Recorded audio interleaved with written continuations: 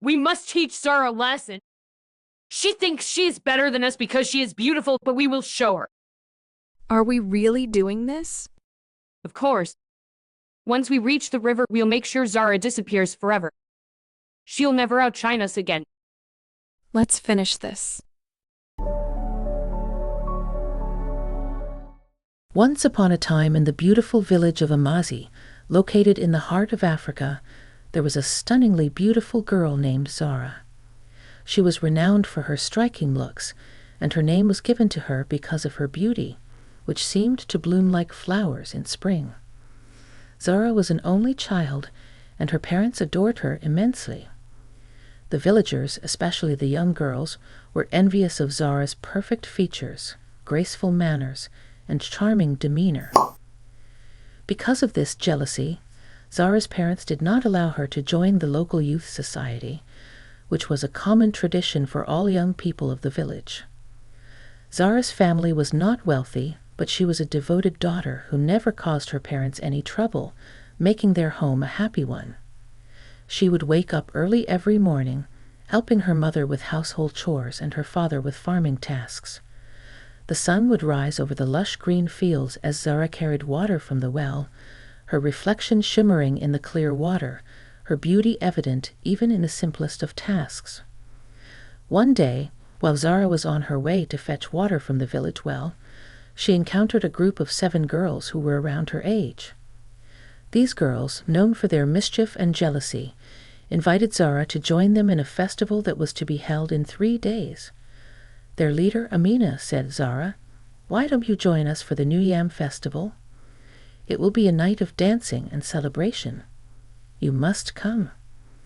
Zara politely declined, explaining that her parents needed her help as they were poor, and she couldn't spare time for dancing and festivities.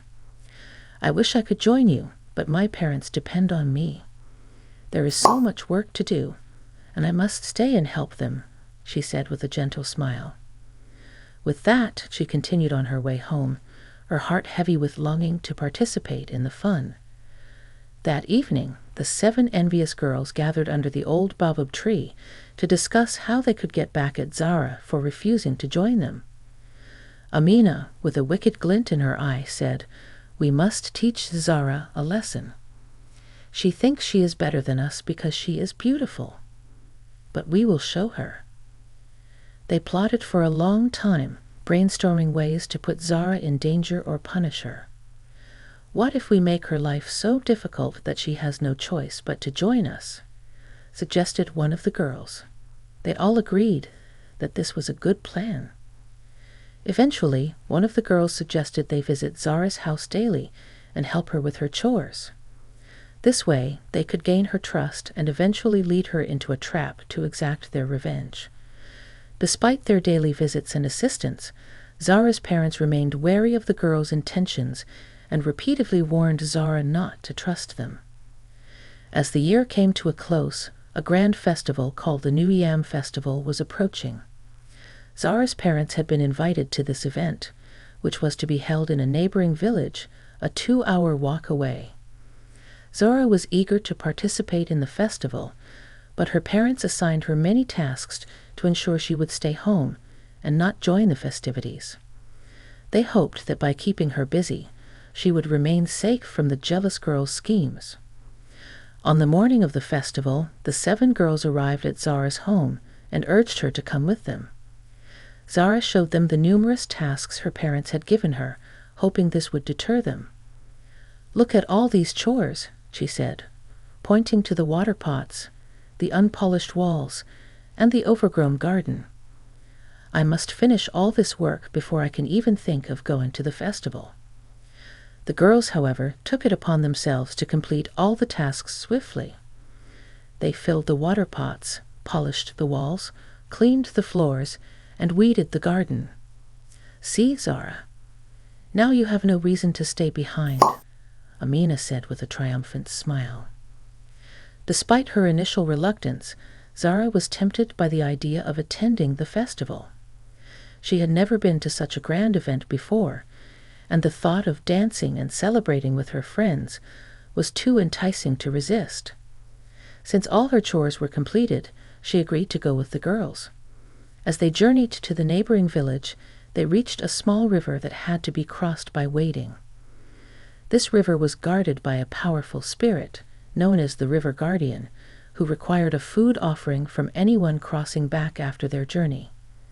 Failure to make this offering would result in the person being dragged into the river to serve the spirit forever. The 7 girls who were familiar with this custom had prepared offerings, but Zara, who had never traveled far from home, knew nothing about it.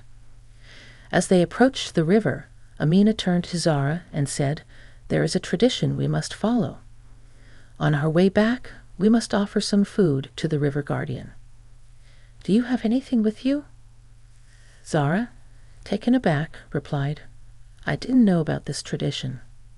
I have nothing to offer." The girls exchanged glances, and Amina said, "Don't worry, we will help you." But deep down, they had no intention of doing so. They crossed the river without any issues and soon reached the festival. The village was alive with vibrant colors, music, and laughter. Despite not wearing her best clothes, Zara's beauty outshone everyone else. The young men and villagers admired her greatly, much to the dismay of the 7 girls. Zara received ample food, drinks, and attention, making the envious girls even more bitter. The festival was a dazzling spectacle. There were dancers adorned in colorful costumes, musicians playing traditional instruments, and stalls filled with delicious food. Zara's eyes sparkled with joy as she watched the performances and joined in the dances. Her laughter rang out, clear and sweet, like the chime of bells. Zara managed to avoid her parents throughout the night, but the next morning they found her and scolded her for disobeying them. Zara explained that her friends had done all her chores and convinced her to come. Her mother ordered her to return home immediately. "You must go back now, Zara. This is not the place for you," her mother said sternly. The 7 girls, still pretending to be her friends, said they would accompany her after having a small meal. During the meal, each of the 7 girls secretly saved some food to offer to the river guardian. Zara, unaware of the custom, did not save any food for the offering. When they reached the river on their way back, the girls made their offerings and crossed safely. Zara, however, was seized by the river guardian as she crossed, and she disappeared under the water. The 7 girls, delighted with their success, continued home, believing their actions had gone unnoticed. What they didn't know was that a small bird, perched high in a tree, had witnessed everything. This bird had admired Zara's beauty and felt sorry for her. It decided to inform Zara's parents about what had happened. When Zara's parents returned home and couldn't find her, they asked the neighbors but got no answers. They then went to the 7 girls, who denied knowing anything about Zara's whereabouts. "We saw her at the festival, but she left early," they lied.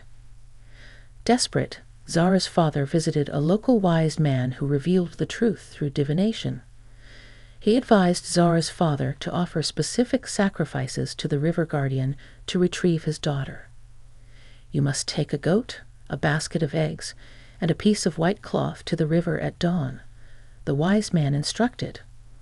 "Offer these to the river guardian, and your daughter will be returned to you."